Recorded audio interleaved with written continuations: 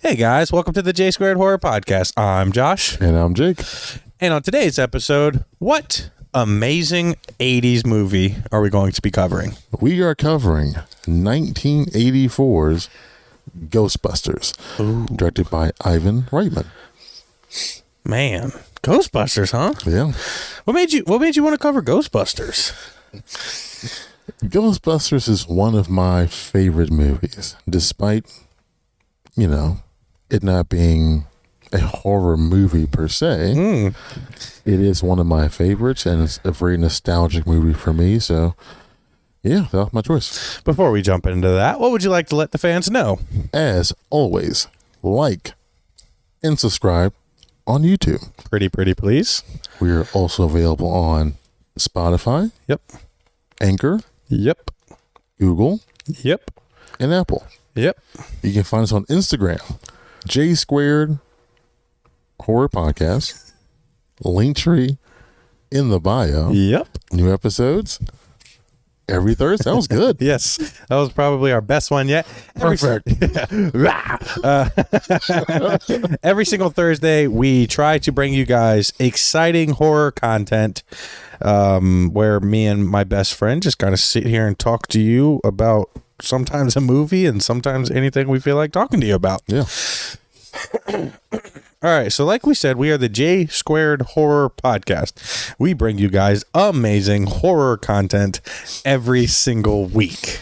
So the interesting thing, the interesting thing about that is today, in the spirit of October and Halloween, if you guys listened to our last episode, you guys know that me and Jake here are very, very big fans of this month and this holiday. Yeah. And I honestly believe a lot of people feel like Ghostbusters is a go-to Halloween movie where a lot of people don't necessarily consider it horror. I disagree 100% that this can't be considered horror. Okay, well, my first question is, Please. what makes it a horror movie to you? So, in order for it to be considered in the horror umbrella of many different types and subgenres of horror, this one falls right into the horror comedy realm because there are still scary-ish moments throughout the film, and it's based off of ghosts and possession. So because of that, even with the humorous aspect, now granted, 1984 was a little before a lot of the horror comedy thing kind of came, and I don't know if it was necessarily intended to be as scary as it might have come across to some people, but I honestly feel like it should belong, even if it's in like almost not its own little category, but it's a good movie for kids to kind of get into something more scary seeming. But yeah, I mean, it's ghosts and possessions at the end of the day.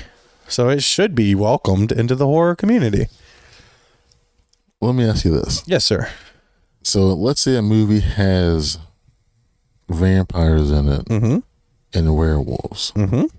Is it a horror movie? Yeah. Okay. Oh, God damn it. God. Yeah. I got it, guys. Asshole. So Twilight You are such a piece of shit. is a horror movie then. Is that correct? No. Why not? Because It's it doesn't- got vampires and werewolves in It it. doesn't scare at all. There's nothing frightening at all about those movies. That is more or less... Oh, Yeah. Please explain what it is with these vampires and werewolves. how long have you been sitting on this argument, asshole? Honestly, Just now. almost like a month. Oh, a month. Fuck you. But this was the perfect time. This is a very good moment for you to bamboozle me. Yeah. Ooh, fuck. Because if I say Twilight's in the horror realm, yeah. I'm getting stoned. I'm gonna get put out in the street and beat to death by Michael Myers and Jason Voorhees fans. I honestly, Twilight's it's a love story that just happens to have vampires and werewolves in it. Like, there's no real fright. There's no real fear.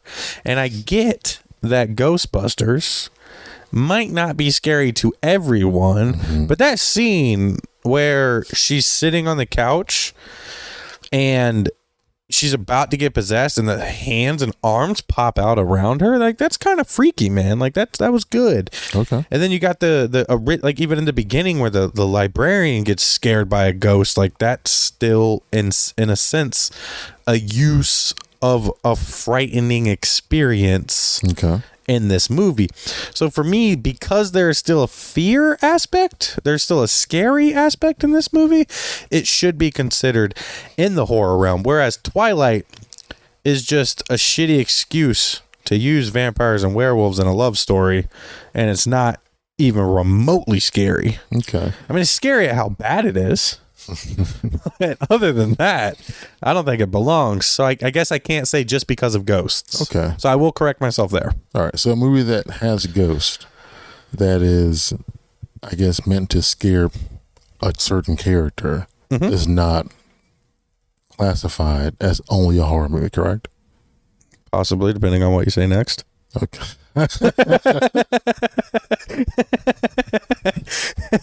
What else you got in the arsenal for me, bud? That was pretty much it. Okay, I didn't know if you're gonna be like Casper the Friendly Ghost. No, I was actually going to say A Christmas Carol. I mean, Christmas Carol is almost like a cool little like boat, like a twofer, because that movie's pretty. It can be kind of scary. Yeah. Like the Ghost of Christmas Future. Yeah, I was just thinking about Scrooge because that's another Bill Murray movie. That's all. Yeah, well, Scrooge. Yeah, but anyway, even the breakdown of like Same concept. Yeah.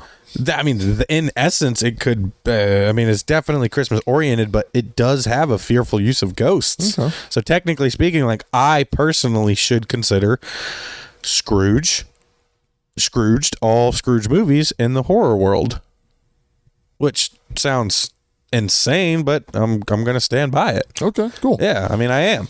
All right. So let's get into Ghostbusters. Yeah, Ghostbusters, the greatest horror comedy of the 80s. Oh, I thought you were going to say it one more time. No, you know better. I think our fans even know better. Ghostbusters is a really, really, really well done movie, especially that slapstick, quick-witted comedy. Yeah, I agree. I don't think there's a better cast. I don't think there's a better era. I think everything about this movie fits this movie perfectly. It's a really well done movie. Yeah, I mean, I like the plot, Yeah. the characters, Yeah.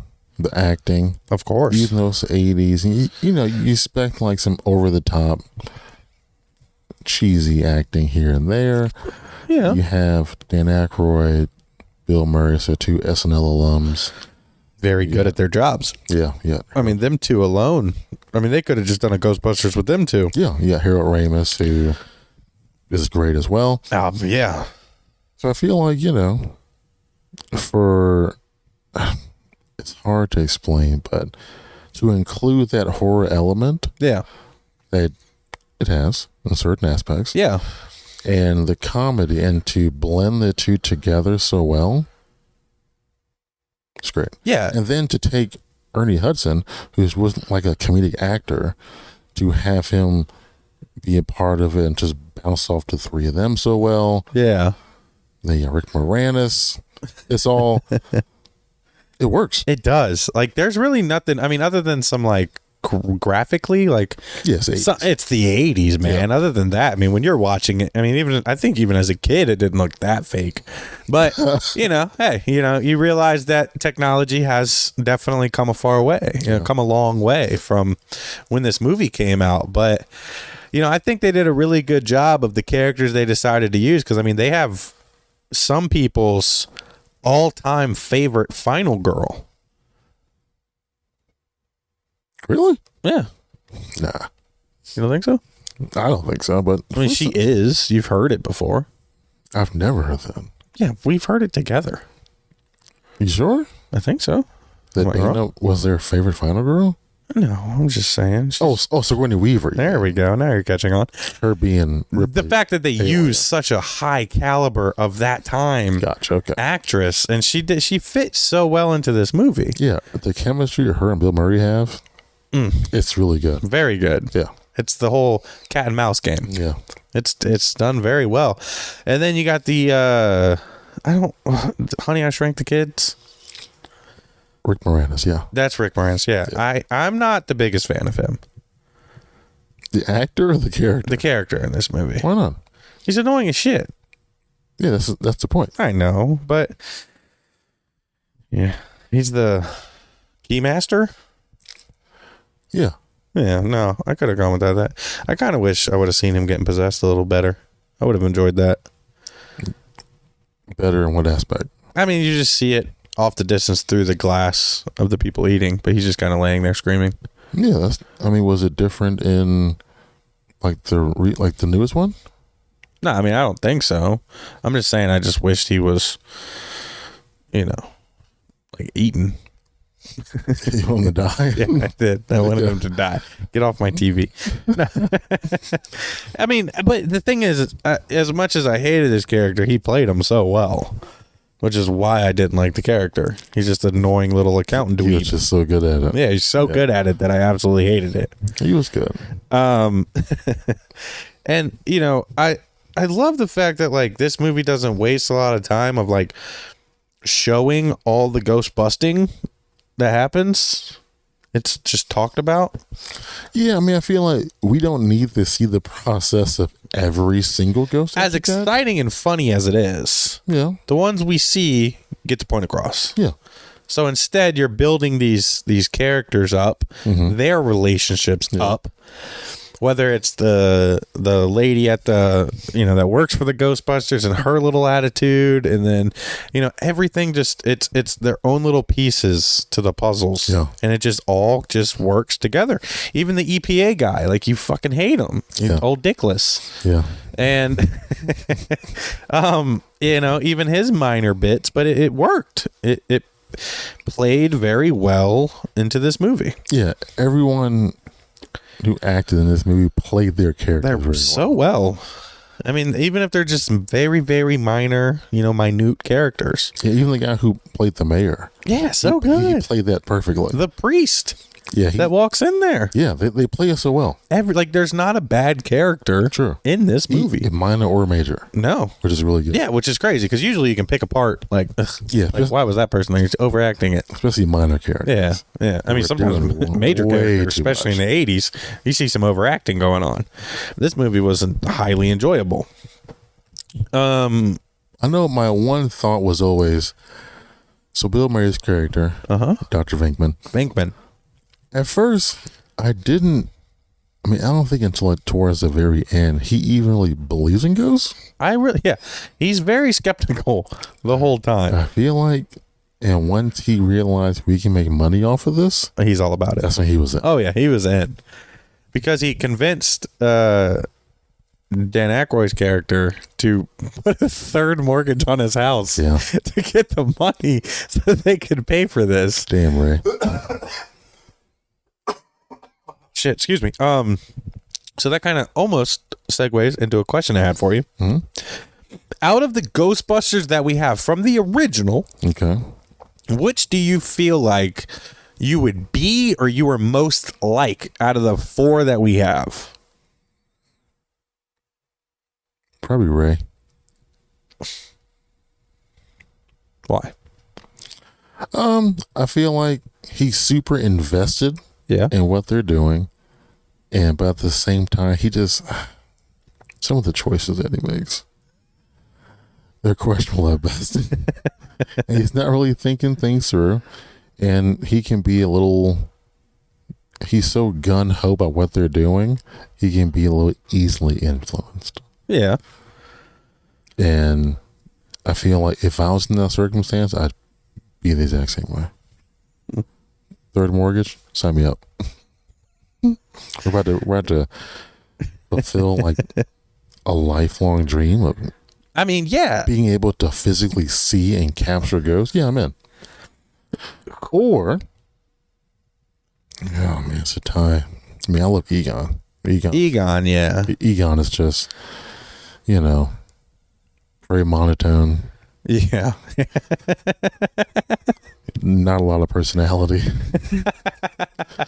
No, think about it. I'm going to go Egon, actually. I don't know, man. I honestly, both work for you. I hate that you're saying monotone and whatever. But I mean, people listen to me talk every Thursday. Hey, yeah, every Thursday they at least turn us on for a minute or two.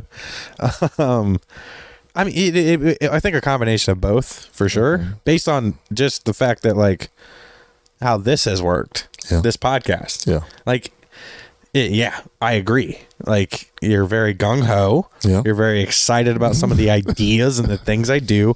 A lot of times, because of our financial situations, you will put money up for something. But also, you're this very stoic. You really think about things. Is this really the smartest way because of this, and this? Yeah. Like, honestly, you hit the nail on the head. So, yeah, mixture of the two. Mixture of the two. So for you, I kind of already have an idea, but what do you think? I mean, I would like to say Vecman. Yeah, that's what I was thinking. Yeah, because like I'm very energetic. I have some charisma sometimes. But honestly, there's one other character that we haven't mentioned yet that I also kind of feel like I'm kind of like. Because he's just chasing the dollar. He's like, I'm just here. I'm just here because I'm gonna make a couple bucks. Winston? Yeah, man. You're here for the check. I mean, it's like I could see it from both. Like, I'm a very passionate individual. It's like I'll follow you into battle every Thursday, so to speak. Like if this was Ghostbusters, I feel like it is kind of that way. Our dynamic. Okay. Like it's definitely like the Vecman style of like this crazy kooky guy. But also, like, I'm just kind of here. It's like, I love that part of that character. Maybe it's just because I like it so much. Yeah, he's just here. Like, the fact that he just signs up and he's just like, this ain't worth the 25 a year I'm getting, I don't know. It's just cool because, like, I would kind of blindlessly follow, like, some of your ideas, if it's going to pan out financially. So I guess in essence I'm kind of both. Okay. So we're kind of all four Ghostbusters. There you go. Just sitting here. Only takes two of us. But yeah, the two of us equal four Ghostbusters. I also feel like when it's at the end of the movie, when the main villain, I can't remember its name, asks the group if they're gods, I honestly feel like you would say no. Like, just because you're like that honest of a person, like, I honestly feel like you would stand there just like he did and be like, he thought about like, no. Yeah, I feel like that would be you though. Yeah, why are you nasty? Yeah, like, what? And then I would look at you after we got zapped and be like, next time there's something from another planet here, say we're a god.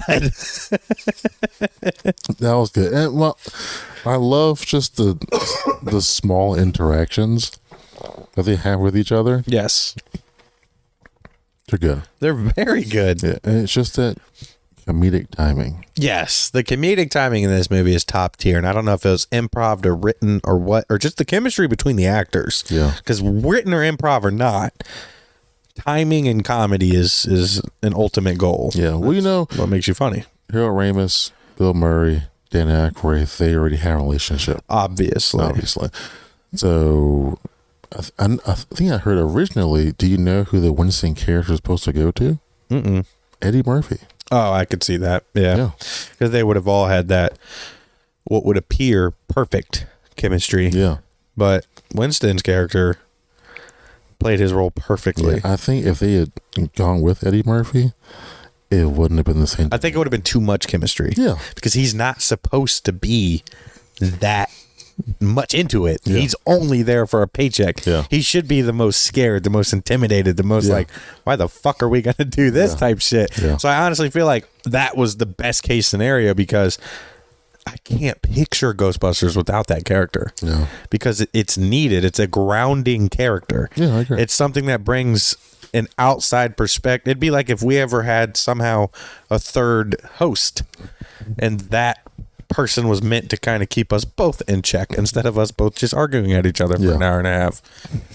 It's like there's weird comparisons to be made between starting a podcast and being a Ghostbuster, I guess. I mean, we've met the Ghostbusters. I mean, we've met the Virginia local Ghostbusters. Yes, I unfortunately haven't met the real ones. Same thing. I mean, same car, same equipment. We got pictures in front of the Ecto. Yeah. We got pictures in front of the slime guy. Slimer, yeah. Slimer. So, as a kid, I used to watch the cartoon, The Real Ghostbusters. Yeah. And in the cartoon, Slimer is such like a prominent character. Mm-hmm. Mm-hmm. In the movie, you see him for like 5 minutes. I mean, a little bit longer, but yeah. Okay, 7 minutes. Yeah. 7 to 10. I mean, it gives them a run for their money in the hotel. He just eats and slimes Venkman. That's pretty much it. How do you think you'd react to getting slimed? Probably the exact same way. Yeah, I think so. I probably would just lay there and just slime me. Then just the walkie-talkie conversation that they have. Beckman got slimed. He's just laying on the ground. So collect some samples for me. So if he would take his job a little more seriously, very true, it wouldn't have happened. Yeah, he's very skeptical. Although the second I saw anything, I would have pulled that proton pack out in a heartbeat. Oh, so do you remember the scene when the three of them are on the elevator up to that? And he's like, turn on my pack. They turn it on and they both like so perfectly but like awkwardly but like try to scoot away as far as they can. And they're like whoop, whoop.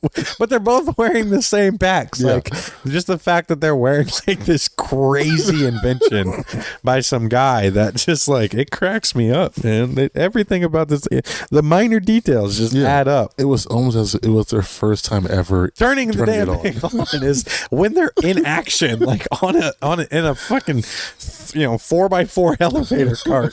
That just like I think I would react the same way. I would too. Like, it's just so funny, man. Yeah, I mean it's a good movie. Ghostbusters 2 is also pretty good. And I've seen that one in a while. And if I had to choose one or two, I would choose 2. You always choose the second one, man. You always tell us to cover the other one. You always say the next one's better, but we always cover the first one. True. Every time. Yeah, but the second one's so good. I mean, it is. From the first one, it's not bad. Nothing's a bad But movie. the first one could exist and need nothing else. True. But no, it's crazy. The second one could too. That is crazy. Like the second one could just be Ghostbusters. Yeah. Without the original one. Yeah. That's impressive in itself.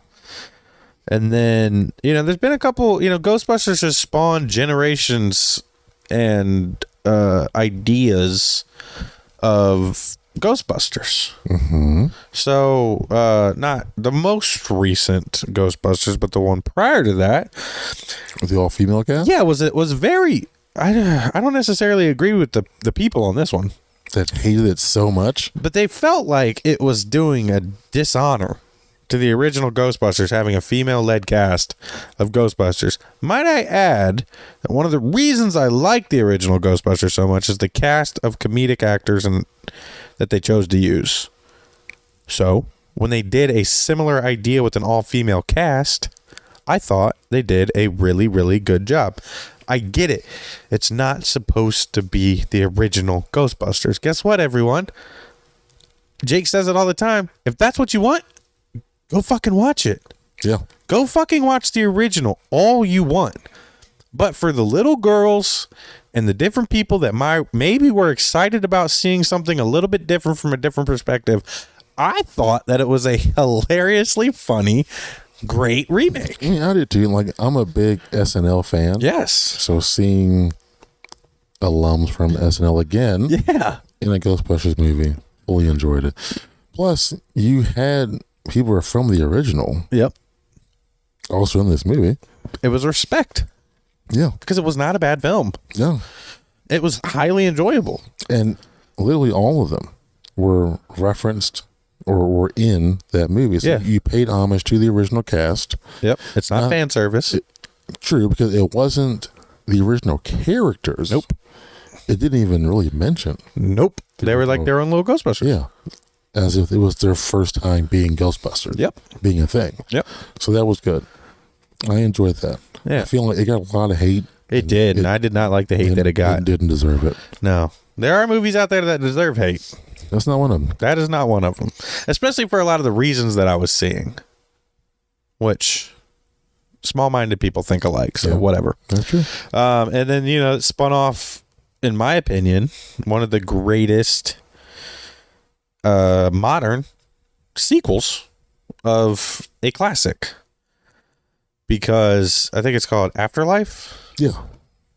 I mean, obviously, we're not going to talk about that too much, but they did a really, really good job in it. I loved all the small characters. I love that it was the granddaughter. Yeah, granddaughter. But they did that paying homage, old characters reprising role. There's just something very special about that. Star Wars, Halloween, and there's just something special about seeing the original characters dust off the boots and get back in there. And you mentioned something funny when I had to finish up this movie tonight before we started recording, but I didn't even pick up on this until Jake said it. But Dan Aykroyd's character immediately, when he's asked the same question, knows the answer this time. Yes. Because he says yes to being asked if he's a god, which was really, really funny. That I don't even know, what was it, 30-ish years, 35 years, something like that. Couldn't have been 40 because Halloween was 78. Yeah, this was 84. So almost 40. Almost 40. Yeah, shit. Yeah, because this was only last year. So yeah, it was damn close. But I thought they did a really good job with that. It just shows that, a movie that probably shouldn't have been as successful as it was probably just a whole lot of fun to make. Yeah. Spawned generations of creative and fun remakes, sequels, and all of that. So that just speaks volumes on the original Ghostbusters itself, because you have to have the core in order to do something, this many different things afterwards. Yeah. Do you have a favorite scene in Ghostbusters? Excuse me. Honestly, the scene that first pops into mind is definitely their first call when they're in the library. Okay, why is that? Just like I mean, these guys are all doctors. They're all smart. Mm-hmm. Or I don't know are they all doctors? Was the other guy just a scientist? He's still a doctor. They're all doctors, right? They're it's just the innocence of also Bill Murray being so skeptical and the other two being like so into it. Super into it. Like, it's just like that whole dynamic. It was just a lot of fun, and it really sets up the rest of the movie very well. But, there's like slime everywhere, and he's asking for them to collect samples, and then they see it, and then they convince, I think it was Bill Murray's character to go do it, and they're all just kind of standing there like kids, kind of scared, and then it's like, it's just like, it's like the innocent fun, but still, in some people's opinion, scary. Yeah. How you doing? When I was younger, I loved that whole, because they're not quite Ghostbusters yet. They hadn't quite gotten it all figured out, because right after that, obviously, they get fired from their school and all sorts of crazy stuff. But that's my favorite scene. What would be yours? I have two. So one, of course you do. One of your favorite movies. Earlier in the movie where Dr. Venkman's playing the game with the card. The card game. For whatever reason, I love that scene. It's a good scene. And even when the guy, after being zapped like 2 or 3 times, actually guesses the right thing. Yeah, he's still like, no. Zaps him anyway. He gets all mad. And I think he was doing it for like $5 or something. Yeah, it was $5. Yeah.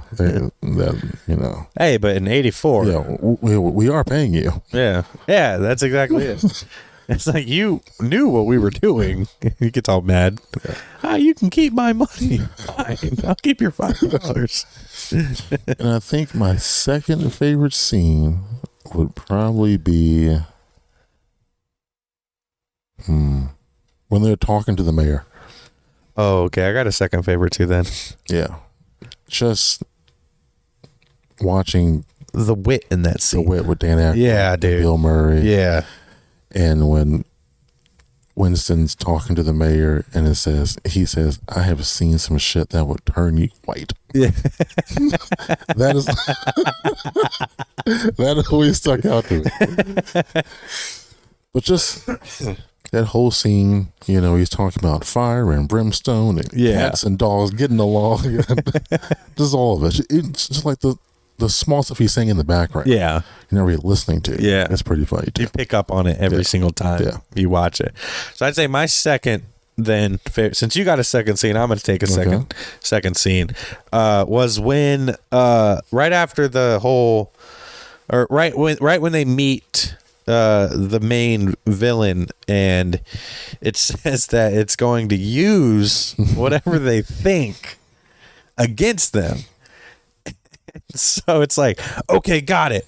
And then all of them are like, or Bill Murray's like, whoa, whoa, whoa, whoa, whoa, whoa. We didn't think of anything. And she's like, nah, we got something. And it's that like, where's the remote kind of like situation where it's like, hey, whoa, I don't have it. And I don't have it. And then you see Dan Aykroyd's character just kind of slowly stepping back.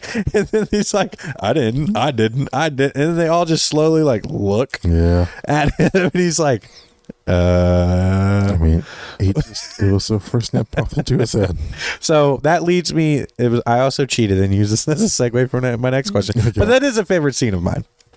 I love that broship that they all have. Yeah. But that leads me to this question of, if you're in that same situation, what would you think of to potentially be against you? Like, what would be the one thing that you think would pop into your head? I would do the same thing Ray would do, or Ray did, and think of the most harmless thing I could think of.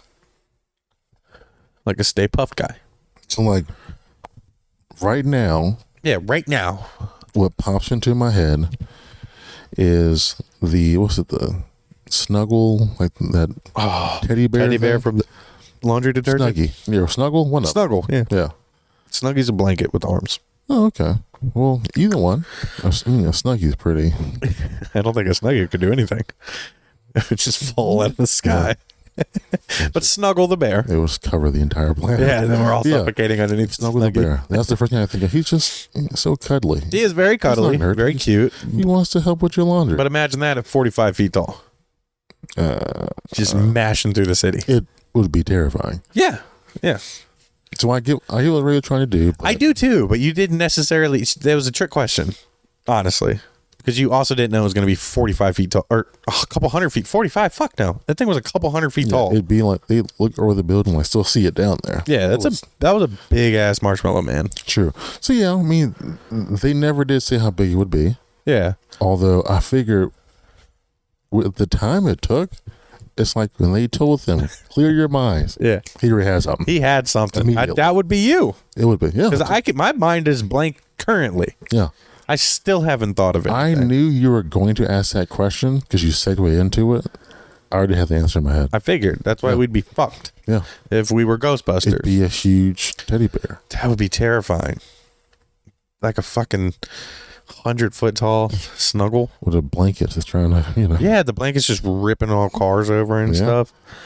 Just throws the blanket on us and we're dead because we can't handle the weight of that blanket. It's probably a huge blanket, very heavy, massive. So if you had to think of something, what would it be?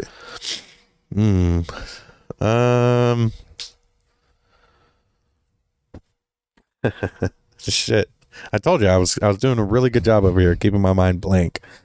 I would choose. It's a person or a character, correct? Yeah. Did it say? Yeah. Well, whatever you choose, because Dr. Venkman says so. If we thought of J. Edgar Hoover, he'd show up and kill us, whatever. So yeah. So it can be a person, thing, whatever. I'm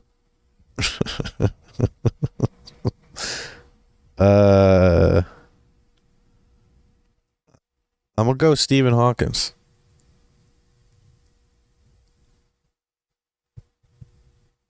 Why? Because I feel like a person confined to a wheelchair, like you just stop the wheelchair and it can't come after you no more. You can stop a 200-foot wheelchair? As long as you take out a wheel. How would you do that? I panicked, man. For some reason, that popped into my head. Stephen Hawking. Okay. Nah. For some reason, you said J. Edgar Hoover, and then my brain Stephen Hawking went to Stephen Hawking, and I was like, he's in a wheelchair. He can't really do much else. So as long as you stop that wheelchair, you're good. So I feel like, though, he wouldn't still be confined to the wheelchair. No, that's not true, because he's always that's what you think of. Okay, but I don't think that Stay Puft Men talk and walk around. He didn't talk. He just kind of made noises. They don't. And I'm sure he talked because he was like a spokesperson for marshmallows. He probably had some lines in his day. Stephen Hawking could talk at one point. Yeah, I mean, I agree. I'm not worried about the talking aspect. I'm worried about the mobility. It could be when he could walk. Okay, that'd be terrifying because he's very smart. Yeah. Fuck, dude, I don't know. He would outthink both of us. Very true. If it's just me and you, we're definitely in trouble. Fuck, dude, I don't know. A skeleton?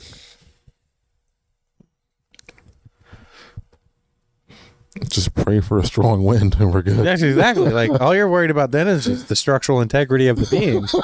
Like, yeah, you know what? Change my answer to a skeleton. Yeah. I feel like, yeah, you catch a gust of wind and it's falling apart. Yeah, we're good. There's no structural integrity there. You take out the femur, it's all coming down. Just bones all over the city. It's real easy cleanup. Because I got to say, after the Stay Puft guy got defeated, he left a mess. Yeah. The stickiest mess I think you could ever imagine. Because I don't know if you've ever had a fluffernutter. Imagine getting covered by that. No, I'm good. I don't like being sticky, dude. Yeah, I have like a texture thing. Like, if I eat wings, I have to have those wipes. That's why I don't like rice. The texture of rice. Oh, the texture is, a lot of times it's very, and very... it tastes bland as fuck, too. You usually have to have something with rice. Like a good rice pilaf. I like chicken flavored rice? I like yellow rice. I like fried rice. I like... I love fried rice. Is brown rice a thing? Yeah. Brown rice? Although someone told me that yellow rice and white rice taste exactly the same. One is just yellow. I mean, yeah. Does that blow your mind? Yeah, so that... I always thought brown and white rice were the same thing. Just one was a bleached version of the other. Yeah, rice in general is just gross, though. I get it. I'm not a big rice guy. You're not a sushi guy?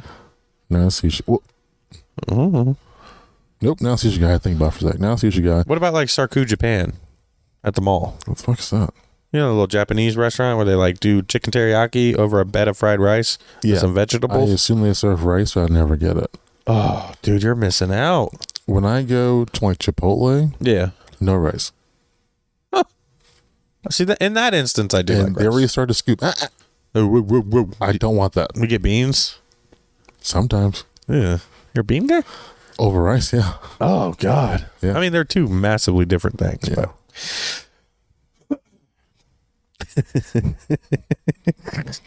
So for those... You know what? I pick a single rice as what I would think of. Just one rice.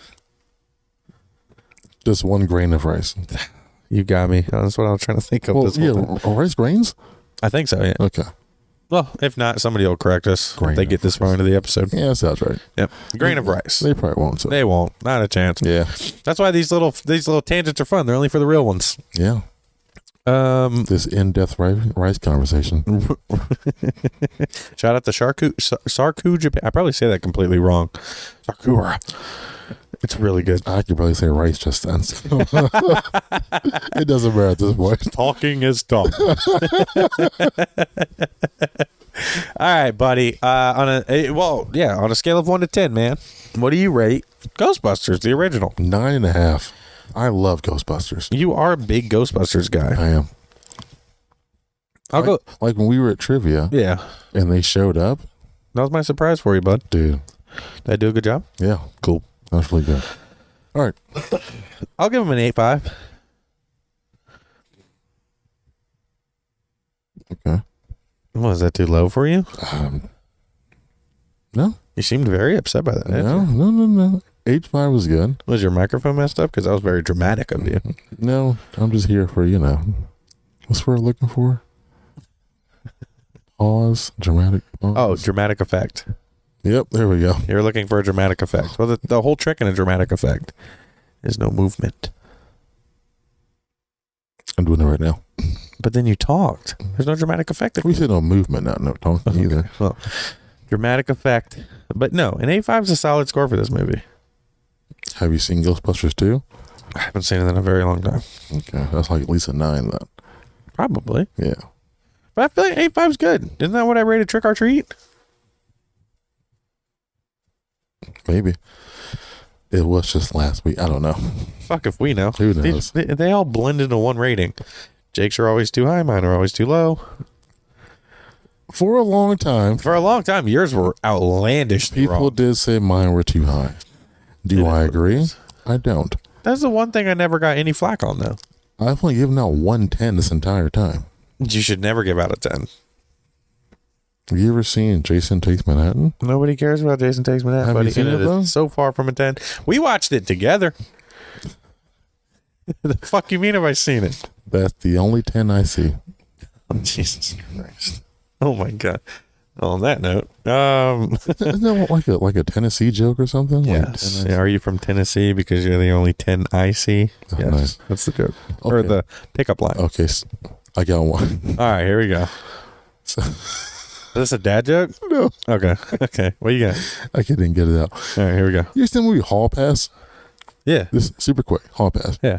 When there's two that I like from that movie. One is how much does a polar bear weigh? Enough to break the ice. Love I used to use it on Tinder all the time. Did that ever work? No, 0% success rate. Really? Yeah. Huh. Tinder's a weird place. The second one was does this napkin smell like chloroform? Oh, yeah. I love that one. I do love that one. Does this napkin smell like chloroform? Yeah. That's good. That's a funny one. It depends That's on the good. person you're around. But yeah, no, the polar bear one I used to try all the time. Never worked. Not one time. Not once.